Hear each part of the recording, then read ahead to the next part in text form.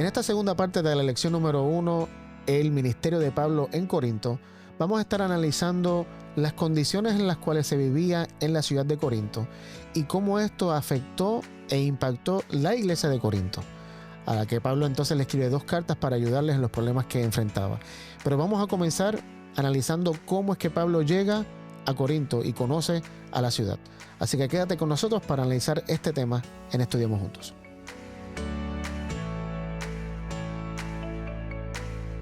Bienvenidos a esta edición de Estudiemos Juntos, la parte número 2 de la lección número 1, un nuevo trimestre que hemos comenzado, donde vamos a estar analizando la primera y segunda carta a los Corintios que el apóstol Pablo escribe.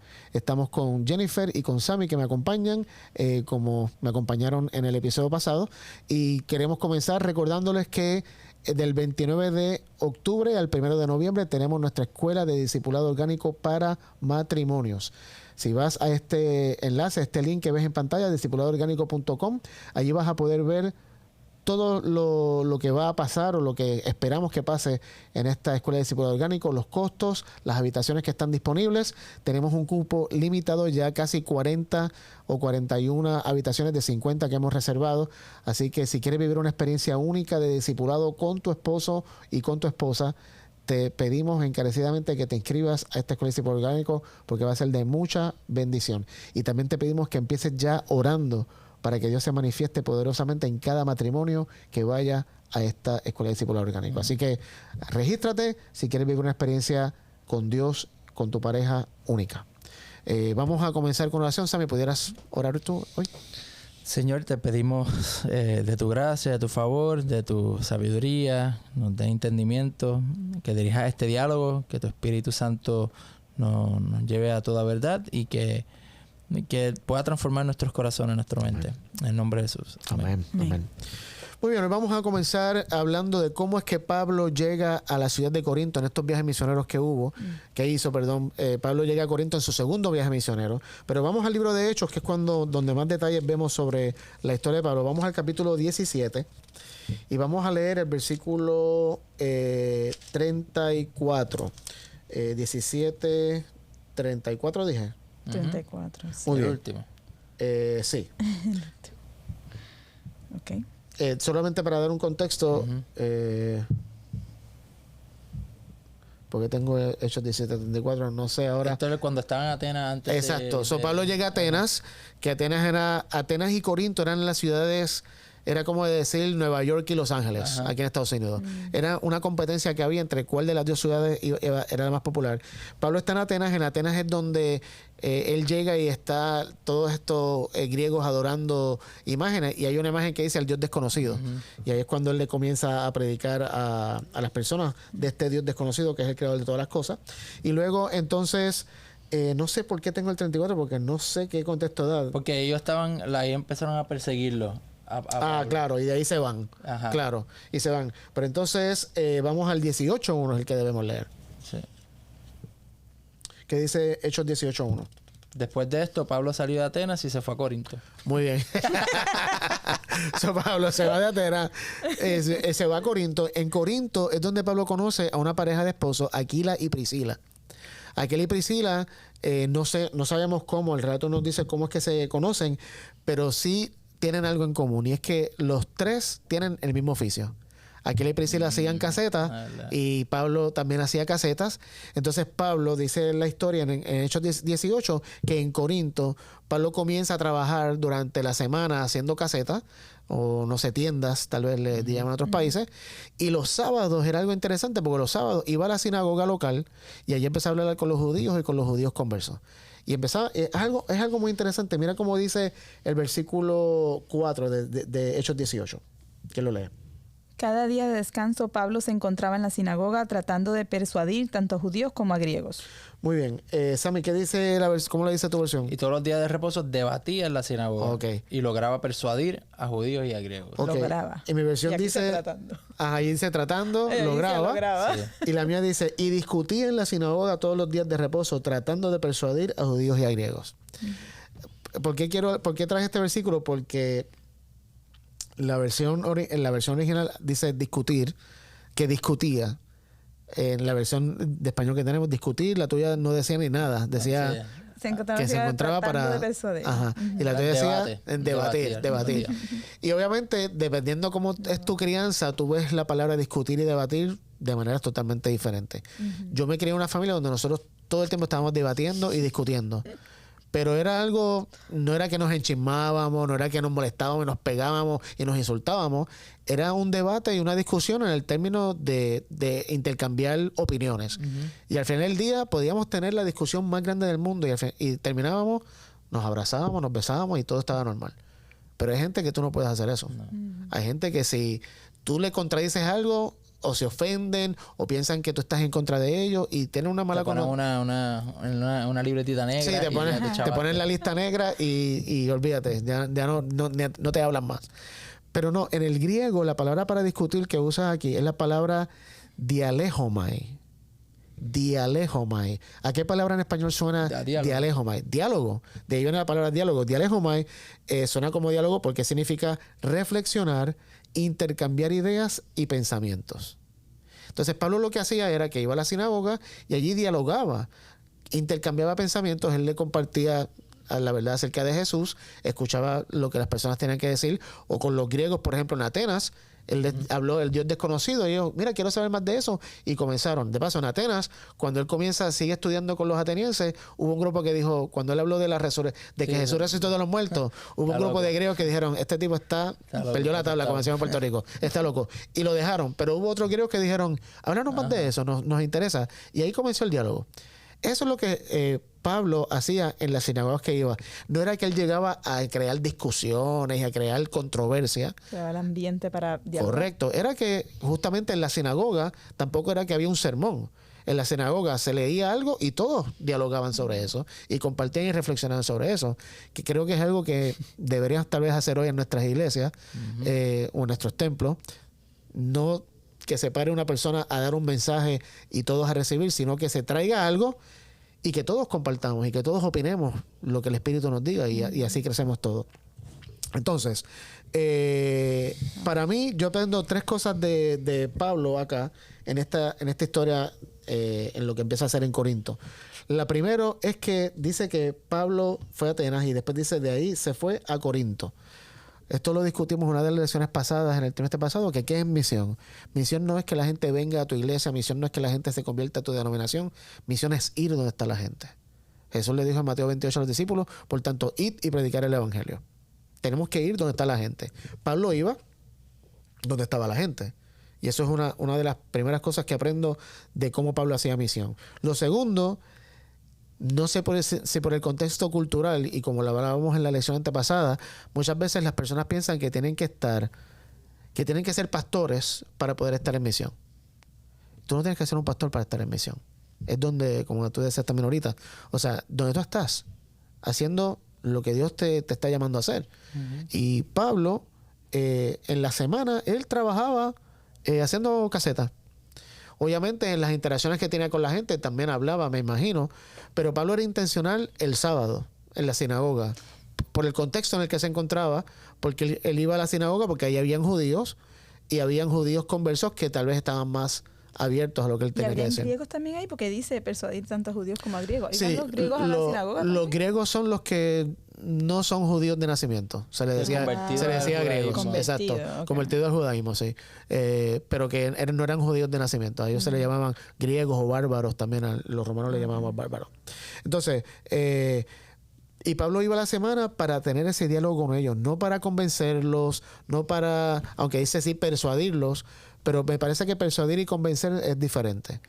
Cuando yo te persuado, no te estoy obligando a que creas lo que yo estoy creyendo, sino que te tiro ciertas cosas y esas cosas te hacen a ti reflexionar.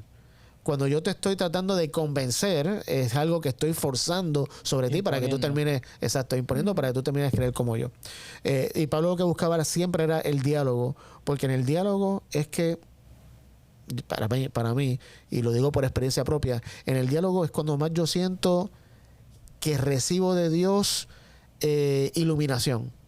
Sí, en mi estudio personal y todo lo demás, pero cuando traigo lo que estudio, lo que Dios me dijo, y lo traigo a la mesa y escucho la perspectiva de otras personas, es, o sea, exponencial, No sé cómo se dice. potencia. Exacto. Se suma exponencialmente. Y lo tercero, que nos pasa a todos en la misión. Y le pasó a Pablo. Mira lo que vamos a leer ahora, Hechos 18, versículo 6. Pero como ellos se oponían y blasfemaban, Pablo se molestó mucho y les dijo que su propia sangre recaiga sobre ustedes. Yo no tengo nada que avergonzarme, desde ahora me voy a predicar a los no judíos. Muy bien, Pablo está hablándole a los judíos y de momento los judíos en la sinagoga dice que comienzan a blasfemar y a oponérsele a Pablo. Y Pablo dice, ¿ustedes saben qué? Hasta aquí llegué. Ahora me voy a ir a los gentiles y ustedes que la sangre que la sangre caiga sobre ustedes. Lo que me llama la atención de eso es, número uno, ¿por qué Pablo reaccionó así frente a lo que los judíos le hicieron? En la palabra, en el original griego, cuando dice que se lo pusieron y blasfemaron, y esto para mí estuvo muy interesante, la palabra oponerse viene del griego que significa... Es un término militar que significa ponerse en formación de combate o guerra contra alguien. O sea, no fue que se lo pusieron con otro en palabras. No, es que hubo un tipo de violencia, un tipo de acto físico de que estaban molestos y ya, o sea, estaban a punto de hacerle algo. Exacto. Estaban a punto de oponérsele militarmente. Entonces... A mi criterio, aquí, en este momento, recuérdense que este es el segundo viaje, creo que es el segundo viaje misionero de Pablo. A Pablo eso le da miedo. Y dice, bueno, si ustedes no quieren escucharme y se ponen, como decía en Puerto Rico, si tú te pones con esa, pues ahora te vas a quedar solo y yo me voy con otro sitio. A él le cayeron a puño, ¿verdad? Sí, en otro lugar, o sea... ¿O no? No creo que en Corinto. No, por lo menos hasta ahora no. Eso no había pasado todavía. Sí, no había pasado. Pero lo que me llama la atención es que él dice, de ahora en adelante me voy a ir a predicar ¿a quién? A los no judíos, a los gentiles. Pero si vamos al capítulo 19, versículos 8 y 11, ahora Pablo está en Éfeso. ¿Qué hace Pablo en Éfeso? ¿Quién lo lee? Hechos 19, 8 y 11. 8 al 11. Luego Pablo fue a la sinagoga y predicó con valentía durante los siguientes 3 meses, discutiendo persuasivamente sobre el reino de Dios. Pero algunos se pusieron tercos, rechazaron el mensaje y hablaron públicamente en contra del camino. Así que Pablo salió de la sinagoga y se llevó a los creyentes con él. Entonces asistía... ¿Sigo? Sí. Entonces asistía diariamente a la sala de conferencia de Tirano, donde exponía sus ideas y debatía. Esto continuó los siguientes 2 años, de modo que gente de toda la provincia de Asia, tanto judíos como griegos, oyó la palabra del Señor. Él le dice a los judíos de Corinto, de ahora en adelante me voy a ir solo a predicar a los gentiles. Pero va a Éfeso y va a la sinagoga también. Entonces, ¿qué pasó de ese comentario de que no, ahora solo voy a los gentiles, pero en Éfeso va a la sinagoga? A mi criterio, a Pablo, esa reacción de los judíos que se lo pusieron y que blasfemaron contra Dios. Y te voy a preguntar, porque blasfemia, usualmente como definimos blasfemia es tomar el lugar de Dios, ¿verdad? Sí. ¿Qué se refiere ahí esa blasfemia? Según lo que estoy estudiando, blasfemia era que estaban hablando mal del Jesús que él estaba mostrando. Por eso es lo que pensé, era de lo que él estaba diciendo. Claro, de lo que él estaba diciendo, sí. Blasfemaron, o sea, él les mostró algo de Jesús y ellos blasfemaron en contra de lo que Jesús dijo. O sea, pusieron a Jesús en otro lugar o se pusieron ellos mismos en el lugar de Jesús. Pero es un buen punto, no estudié muy a fondo lo que blasfemia así, solamente estudié lo que era que se lo pusieron. Entonces, ¿por qué pienso que fue que tuvo miedo? Porque fíjate lo que ocurre justo después que él hace eso. Vamos a ver los versículos 7 al 11. Pero ahí dice, por ejemplo, él dijo, no voy a ir a la sinagoga, voy a ir a los gentiles. Y aquí fue a la sinagoga y predicó con valentía. Posiblemente entre ese momento y ese momento agarró valentía. O sea, decidió... Justo. Dije que no iba a hacer esto, pero tú sabes que yo creo que a esto Dios me está llamando a hacer. Y va con valentía a predicar a la sinagoga. Y justamente lo que vamos a leer ahora es la confirmación de lo que Jenny acaba de decir, porque estoy totalmente de acuerdo. Mira lo que dice del 7 al 11. ¿De qué? Del 18. El 18. Al salir de allí se fue a la casa de Ticio Justo, un hombre que honraba a Dios y que vivía junto a la sinagoga.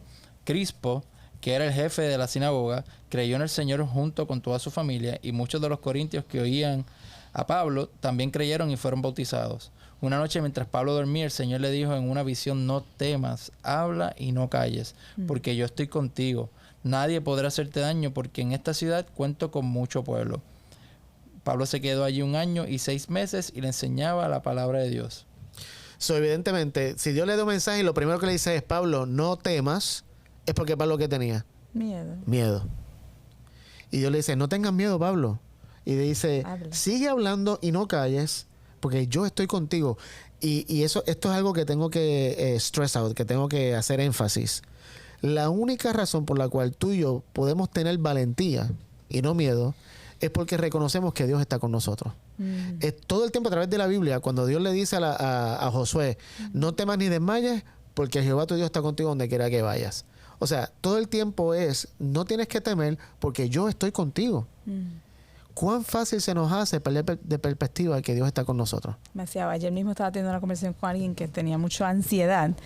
Y mientras me hablaba de toda la ansiedad que tenía, todo, qué sé yo qué, una vida entera de ansiedad, yo me identificaba porque yo sufrí de eso. Claro.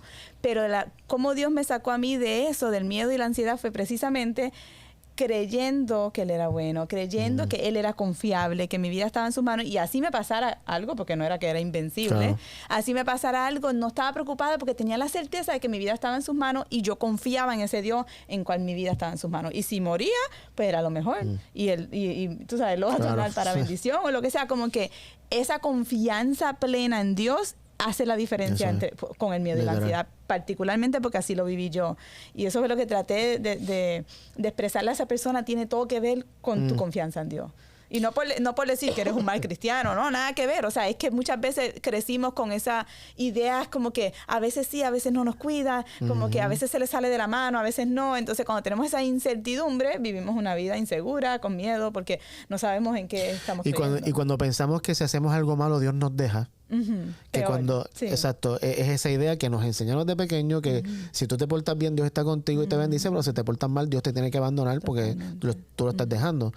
Pero la realidad es que Dios nunca te deja. Ya. Soy yo en mi mente que no veo a Dios, pero Dios siempre está conmigo. Y cuando creemos eso, entonces todo cambia. Cambia todo. Y por eso la sociedad en que vivimos es una sociedad que está sacando a Dios del centro. Incluso, pudiera decir, incluso el cristianismo muchas veces saca a Jesús del centro. ¿Y con qué nos quedamos si no está Jesús? Con el miedo, con la ansiedad, con todas las cosas que pasan en el Con mundo todo lo que constantemente. pasa. Entonces depende Correcto. de las situaciones y no de quién. Claro. Y la realidad es esta. Este mundo es horrible. Este mundo da mucho miedo.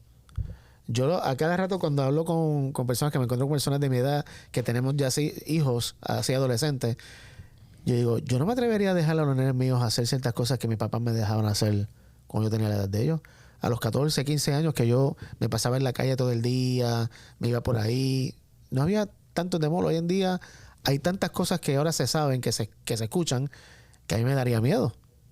Entonces, este mundo es terrible, da mucho miedo. Este mundo te crea mucha ansiedad y por eso la solución es Jesús.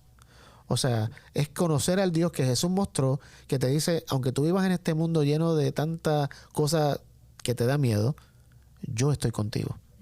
Y eso es lo que me parece que para Pablo, eso le da valentía de decir, no tengas miedo, yo estoy contigo y tú vas a decir lo que yo te diga. Que es otra cosa que a mí a veces me da miedo, ¿verdad? Claro. Que decir lo que Dios te Las dice. consecuencias de lo que Sí, te trae. claro. Porque cuando tú hablas lo que Dios dice, mucha gente se te va a oponer. Sí. Y se te va a oponer no solamente en palabras, pero en acciones. Y tal vez no sean violentos contigo físicamente, pero sí son violentos contigo emocionalmente. Y entonces eso crea en nosotros algo que no podemos poner nuestra mirada en eso. No es que lo vamos a ignorar. Voy a poner mi mirada en Jesús y Jesús se va a encargar de manejar eso. Esas emociones, como estaba hablando Sí, ahorita, sí. esa emoción de miedo, ese sentimiento, el Espíritu Santo lo va a canalizar de la manera adecuada. Ahora, quería traerlo aquí Sí. para debatir o dialogar. Dale. A ver qué piensan. Porque ahí Jesús le dice que nadie te va a hacer daño. Pero me puse a leer más Ajá. por ahí. A él le cayeron a puño. Sí. No, y lo latigaron y... Y ahí mismo dice. Más adelante. Después ¿Dónde? fue un tribunal, en el 17, mira. Entonces se lanzaron a los Sóstenes, que era el jefe de la sinagoga, y lo golpearon delante del tribunal. Sí. En 17. Cencrea... Estoy leyendo el que no es. 17. Entonces todos ellos agarraron a Sóstenes, el oficial de la sinagoga, y lo golpearon frente al tribunal, pero Galión no hacía caso de nadie de esto. Aquí dice que no fue a Pablo, fue a Sóstenes. Fue Sóstenes. Por Aquí eso como dice, de cuestión... pero sí le pasó. O sea, no le pasó ahí, pero sí le pasó. Agarra a sostener el líder de la sinagoga. Sí. Sí. Aparte que aquí pasó 1 año y medio también. Fue a En Corinto, sí. En Corinto pasó año y medio. aquí dice, porque así que Pablo se quedó allí 1 año y medio enseñando la palabra de Dios. Sí. So a él, por ahí un no año le pasó y medio, nada. Sí, exacto. pero igual no le pasó en el 17, pero sí le pasó Sí, más le pasó adelante. después. Sí. Pero que ese es el punto que, que también es como lo que decía Jenny. Por ejemplo, las bienaventuranzas son así, que los 2 días estaba y me llegó y dije, contra, no, las bienaventuranzas, o sea, que uno sentirse bien no es tanto por los beneficios de este mundo, sino es por él. Entonces, nosotros tenemos que aprender a vivir en paz con Dios, no importa la circunstancia en la que estemos. Y eso yo creo que es la madurez espiritual que Pablo después lo enseñan. Sí. He aprendido a contentarme en cualquier situación que me encuentre, si tengo o no tengo. Entonces, yo sé que es difícil, pero para eso es la dependencia menos que el espíritu que uno tenga, que es teniendo o no teniendo, mi paz es Él, mi seguridad es Él, que no es tanto, por ejemplo, tú decías, ok, estoy ansioso, entonces pensamos que lo que me va a quitar la ansiedad es cuando se me vaya el problema, sino es realmente, mientras este problema, yo encontré mi seguridad en Él. Y ahí es donde nosotros vivimos. Y no es que Dios quiere que vivamos en miseria, que no tengamos bienes materiales aquí, sino que eso no sea nuestro research, ¿cómo se dice eso? Nuestro research. No, resource. Nuestros recursos. Nuestros recursos de felicidad no deben ser las cosas materiales. Sí. Siempre debe ser Él. Teniendo o no teniendo, porque así tengo y no tengo, porque en este mundo, especialmente para nosotros que seguimos a Jesús, un mundo que está corrompido, claro que vamos a sufrir. Si Jesús lo dijo, en este mundo tendréis. Correcto. No es como que en este mundo puede ser, no, es que vas a tener aflicción. Es una garantía. No hay otra cosa. Jesús no lo negó, porque a veces estamos predicando todo, sí, que tú sigas a Cristo y la bendición y la prosperidad y 20,000 cosas, y realmente Jesús dijo, en este mundo vas a tener aflicciones. Pero confía, tranquilo, yo he vencido al mundo. Entonces ahí es que está nuestra alegría. Es impresionante porque lo que yo sufría más era miedo, mucho miedo y ansiedad, mis triggers eran el miedo a la muerte, la enfermedad, eran mis triggers más grandes. Y sin embargo, leyendo un libro fue que tuve esa metanoia, sobre cómo Dios siempre cumple sus promesas. O sea, una cosa totalmente de ver a Dios de una manera diferente a la que hasta ese momento yo la había visto.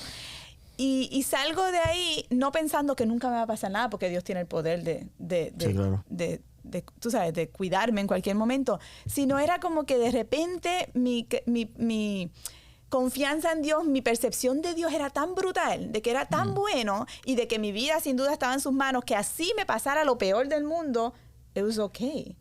Porque Él tenía un plan mejor. O sea, porque estaba segura de quién está conmigo. Confianza. Y si Él permitió que eso pasara en mi vida, He's going to get me through it. And if I don't get through it como tal, vida, it's not the end. Claro. O sea, no es el final. Y como que esa dependencia en Él es tan brutal, cambia todo.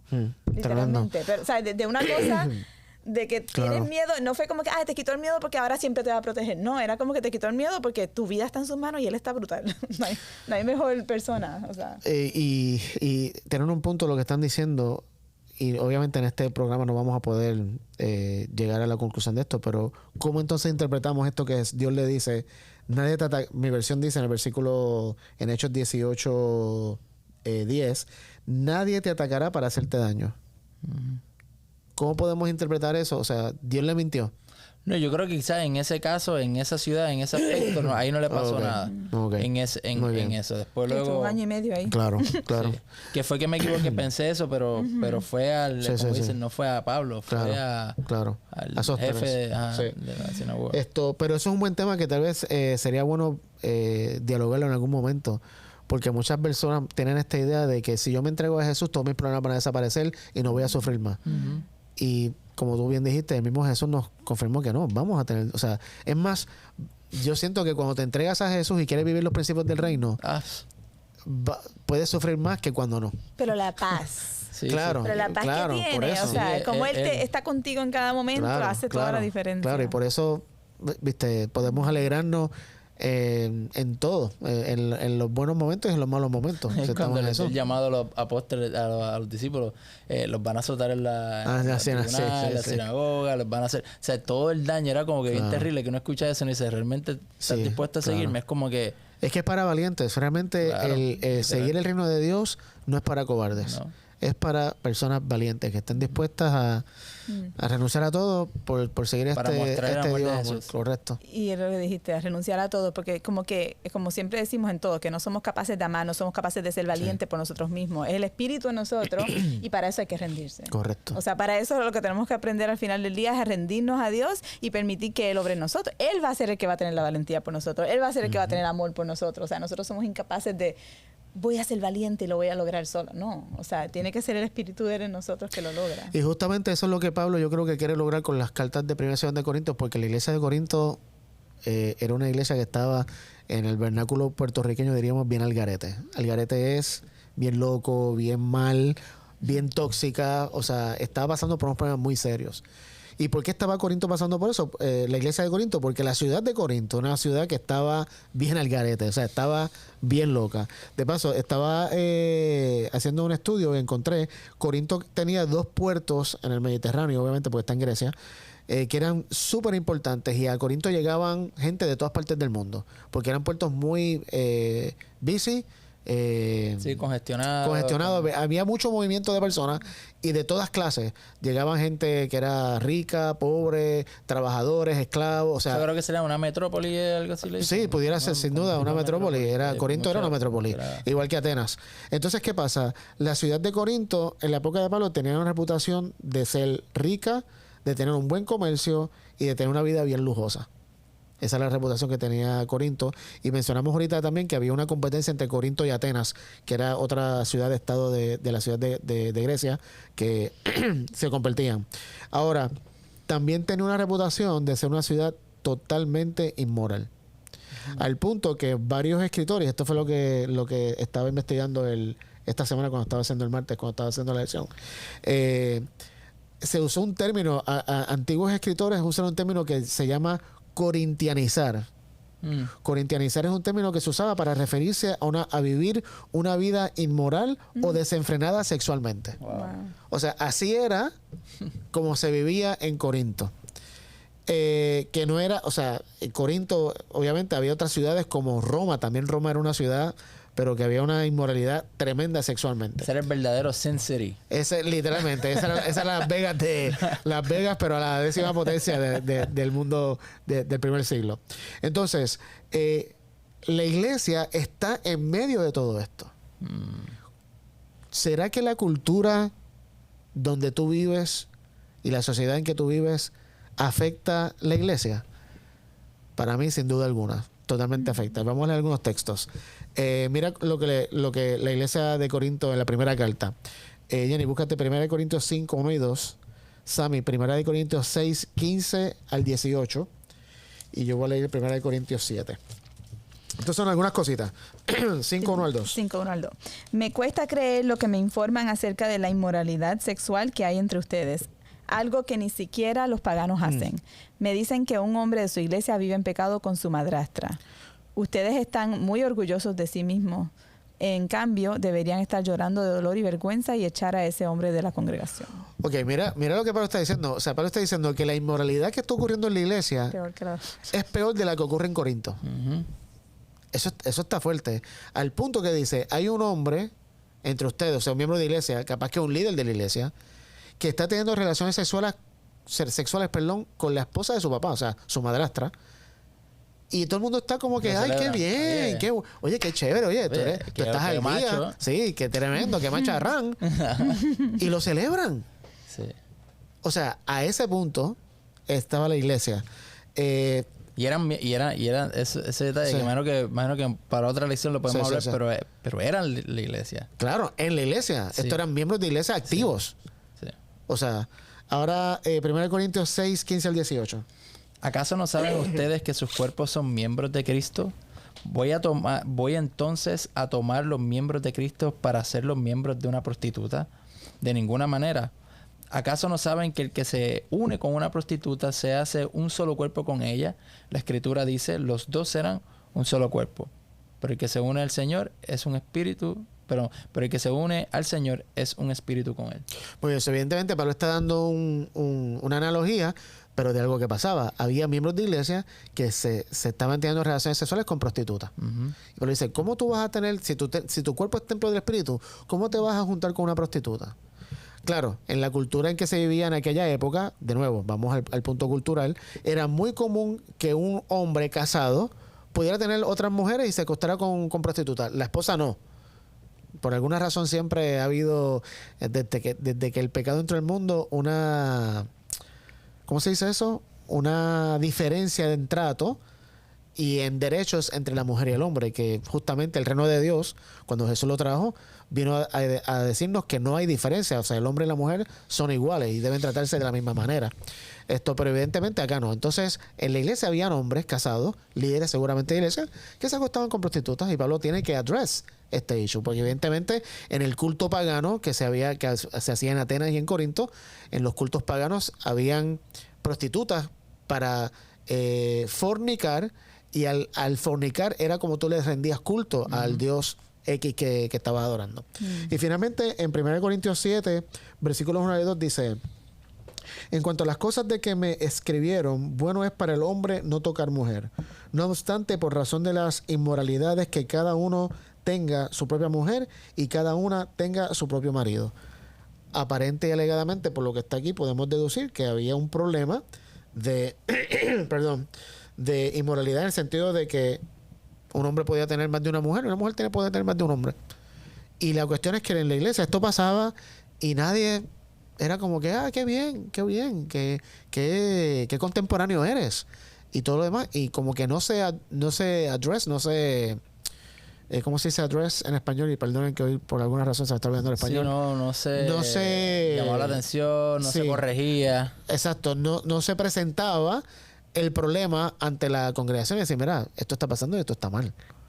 No es que vamos a tratarlos con falta de amor, pero sí no podemos ignorar un problema que está pasando en la iglesia. Porque muchas veces en la iglesia ocurren problemas y pensamos que lo cristiano es ignorarlo.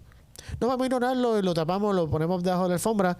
No, hay que tratarlos con amor. Y Pablo es una de las cosas que habla aquí en 1 Corintios y en 2 Corintios también. Pero anyway, esto es solamente algunas evidencias de lo que estaba pasando en la iglesia de Corinto. Y ¿saben qué es lo más interesante de todo? Y esto es algo que a mí me fascina. Esto lo aprendí hace años, cuando estaba en la universidad, de un profesor que nos trajo este punto. Vamos a 1 Corintios 1 de nuevo. Mira lo que la iglesia estaba sufriendo. Un hombre que se acostaba con su madrastra, hombres que tenían que se acostaban por prostitutas y todo lo demás. Y mira lo que dice Pablo en 1 Corintios 1, 2. Sí, mano, yo quería hablar de eso. Y saludamos a la iglesia de Dios que está en Corinto, a los que han sido santificados en Cristo Jesús y llamados a ser santos, junto con todos los que en todas partes invocan el nombre del Señor Jesucristo, Señor suyo y nuestro. Pablo dice, ustedes son llamados a ser santos. En otras versiones dice, a los santos. Creo que es tal vez en 2 Corintios, donde, 2 Corintios 1 dice, Pablo, apóstol de Cristo Jesús, por la voluntad de Dios, y el hermano Timoteo, a la iglesia de Dios que está en Corinto, con todos los santos que están en toda Acaya. O sea, es que Pablo los llama santos, aunque ellos están batallando con estas cosas. Sí. Entonces, ¿qué nos quiere decir eso? Que es igual de como Dios nos ve.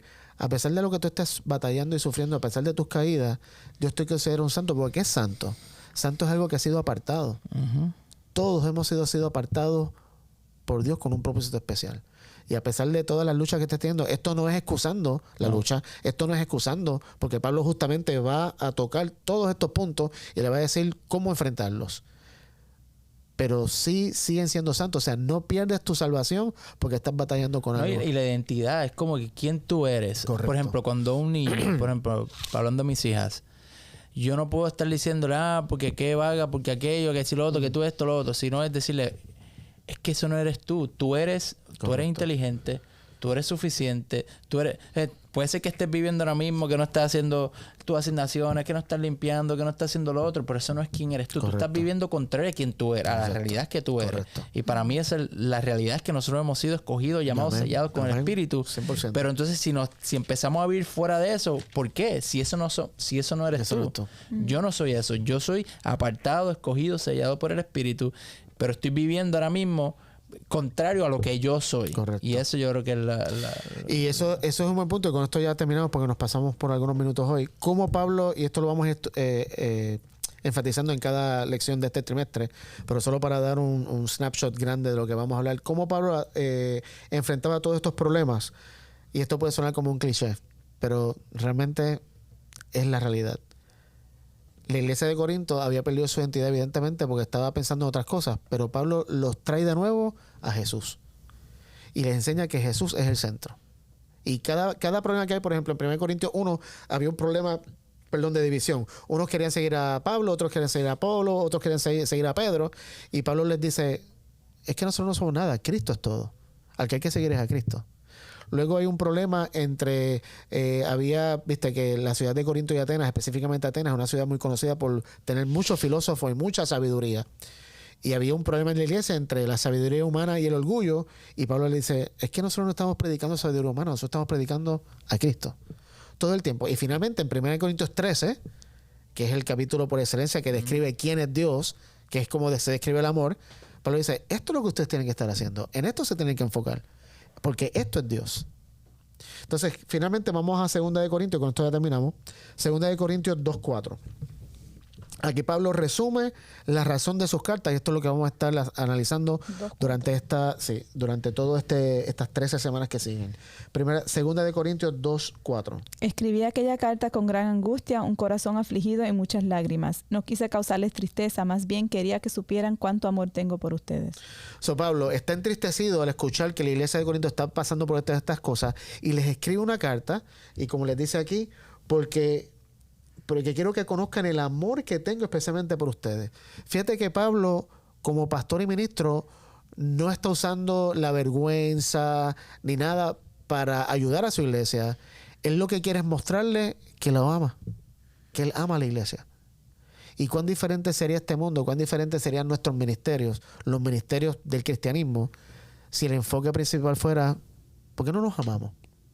Podemos tener diferencias, podemos estar pasando por problemas difíciles, podemos enfrentar un miembro de iglesia que está en pecado abierto, pero eso no significa que no tenemos que tratarlo con amor. A todos tenemos que tratarlos con amor, y Pablo está afligido, y como ministro, como pastor, envía estas cartas para ayudar a las iglesias a reenfocarse, poner su enfoque ahora en Jesús y no enfocarse en las cosas que los están llevando a esas acciones. Y bueno, podríamos hablar mucho más, pero se nos acabó el tiempo. Ya me pasé por 5 minutos y el reloj ya no corre, pero simplemente queremos dejarlos con esto. Vamos a comenzar este estudio de Corintios, y tal vez esta iglesia de Corinto se parezca mucho a tu iglesia, o tal vez tú te has identificado con algunas de estas prácticas inmorales que los miembros de la iglesia de Corinto estaban enfrentando, pero la buena noticia es que Dios nunca te va a dejar donde tú estás. Dios te ama demasiado como para dejarte donde estás, y siempre te va a mandar revelación, siempre te va a mandar un mensaje para que te reenfoques, porque la razón por la cual tal vez estás actuando como estás actuando es porque estás más pendiente de las cosas del mundo y no en las cosas de arriba, no en Dios. Y cuando te enfocas en Jesús, cuando pones tu mirada en Dios, te reenfoca la mente y puedes pasar por las penurias más grandes de la vida y vas a tener paz. Puedes enfrentar la tentación más grande y Dios va a ser tu victoria. Puedes tener mucho miedo, pero la seguridad de que Dios está contigo te dará valentía. Y eso es una de las cosas que vamos a estar aprendiendo en este estudio de 1 y 2 de Corintios. Así que gracias por haber estado con nosotros. Te esperamos la próxima semana, la lección número 2, en esta edición de Estudiemos Juntos. Que Dios los bendiga.